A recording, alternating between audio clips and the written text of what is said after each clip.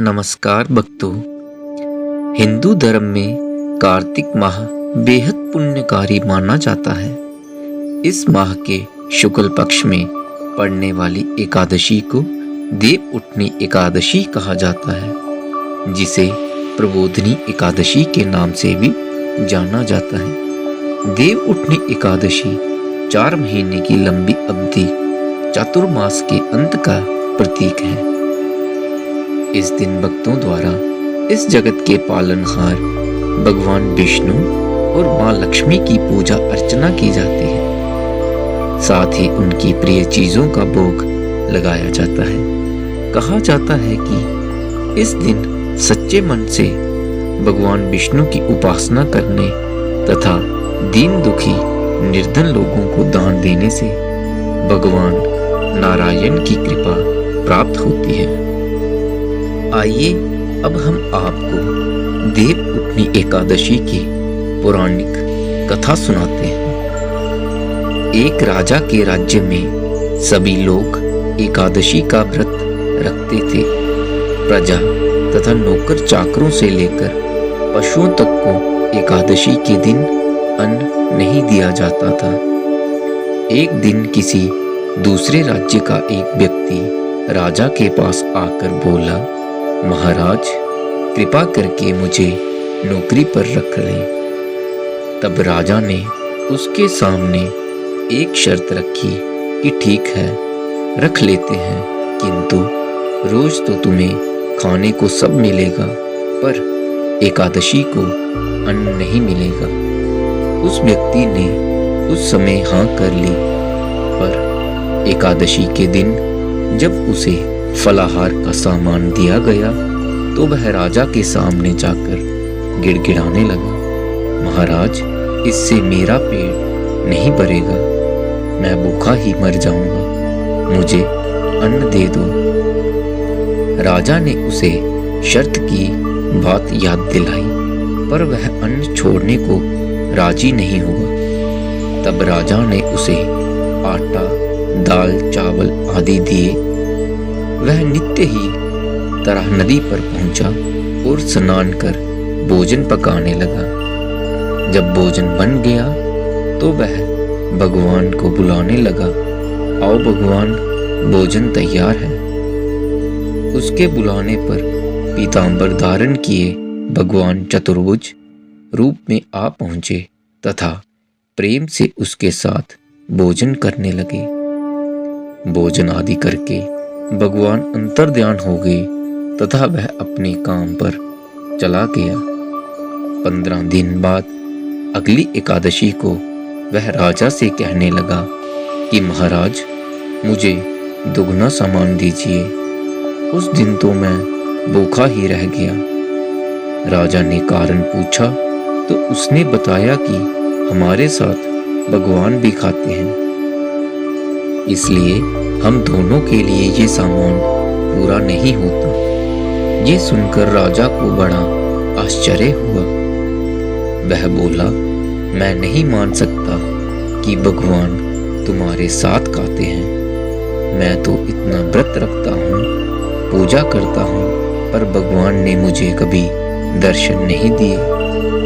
राजा की बात सुनकर वह बोला, महाराज, यदि विश्वास ना हो तो साथ चलकर देख लें। राजा एक पेड़ के पीछे छिपकर बैठ गया। उस व्यक्ति ने भोजन बनाया तथा भगवान को शाम तक पुकारता रहा, परंतु भगवान न आए। अंत में उसने कहा, हे भगवान, यदि आप नहीं आए तो मैं नदी में कूदकर प्राण त्याग दूंगा। लेकिन भगवान नहीं आए। तब वह प्राण त्यागने के उद्देश्य से नदी की तरफ बढ़ा। प्राण त्यागने का उसका दृढ़ इरादा जान शीघ्र ही भगवान ने प्रकट होकर उसे रोक लिया और साथ बैठकर भोजन करने लगे। खा पीकर वे उसे अपने विमान में बिठाकर अपने धाम ले गए। ये देख राजा ने सोचा कि व्रत उपवास से तब तक कोई फायदा नहीं होता जब तक मन शुद्ध ना हो। इससे राजा को ज्ञान मिला। वह भी मन से व्रत उपवास करने लगा और अंत में स्वर्ग को प्राप्त हुआ। देव उठनी एकादशी की दूसरी कथा। एक राजा था, उसके राज्य में प्रजा सुखी थी। एकादशी को कोई भी अन्न नहीं बेचता था, सभी फलाहार करते थे। एक बार भगवान ने राजा की परीक्षा लेनी चाहिए। भगवान ने एक सुंदरी का रूप धारण किया तथा सड़क पर बैठकर तभी राजा। देव उठनी एकादशी की दूसरी कथा। एक राजा था, उसके राज्य में प्रजा सुखी थी। एकादशी को कोई भी अन्न नहीं बेचता था, सभी फलाहार करते थे। एक बार भगवान ने राजा की परीक्षा लेनी चाहिए। भगवान ने एक सुंदरी का रूप धारण किया तथा सड़क पर बैठ गए। तभी राजा उधर से निकला और सुंदरी को देख चकित रह गया। उसने पूछा, हे सुंदरी, तुम कौन हो और इस तरह यहाँ क्यों बैठी हो? तब सुंदर स्त्री बने भगवान बोले, मैं निराश्रिता हूँ, नगर में मेरा कोई जाना पहचाना नहीं है, इससे सहायता मांगू। राजा उसके रूप पर मोहित हो गया था। वह बोला, तुम मेरे महल में चलकर मेरी रानी बनकर रहो।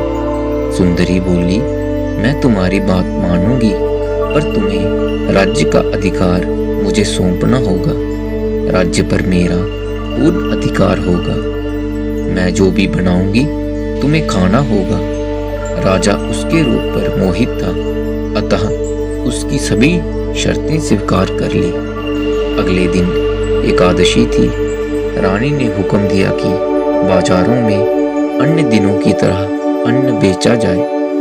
उसने घर में मांस, मछली आदि पकवाए तथा परोस कर राजा से खाने के लिए कहा। यह देखकर राजा बोला, रानी, आज एकादशी है, मैं तो केवल फलाहार ही करूंगा। तब रानी ने शर्त की याद दिलवाई और बोली, या तो खाना खाओ, नहीं तो मैं बड़े राजकुमार का सिर काट दूंगी। राजा ने अपनी स्थिति बड़ी रानी से कही तो बड़ी रानी बोली, महाराज, धर्म ना छोटे बड़े राजकुमार का सिर दे दें, पुत्र तो फिर भी मिल जाएगा, पर धर्म नहीं मिलेगा। इसी दौरान बड़ा राजकुमार खेलकर आ गया। माँ की आंखों में आंसू देखकर वह रोने का कारण पूछने लगा तो माँ ने उसे सारी वस्तुस्थिति बता दी। तब वह बोला, मैं सिर देने के लिए तैयार हूँ। पिताजी के धर्म की रक्षा होगी, जरूर होगी। राजा दुखी मन से राजकुमार का सिर देने को तैयार हुआ तो रानी के रूप में भगवान विष्णु ने प्रकट होकर असली बात बताई। राजन, तुम इस कठिन परीक्षा में पास हुए। भगवान ने प्रसन्न मन से राजा से वर मांगने को कहा तो राजा बोला, आपका दिया सब कुछ है, हमारा उद्धार करें। उसी समय वहां एक विमान उतरा। राजा ने अपना राज्य पुत्र को सौंप दिया और विमान में बैठकर परमधाम को चला गया। बोलिए श्री लक्ष्मी नारायण भगवान की जय।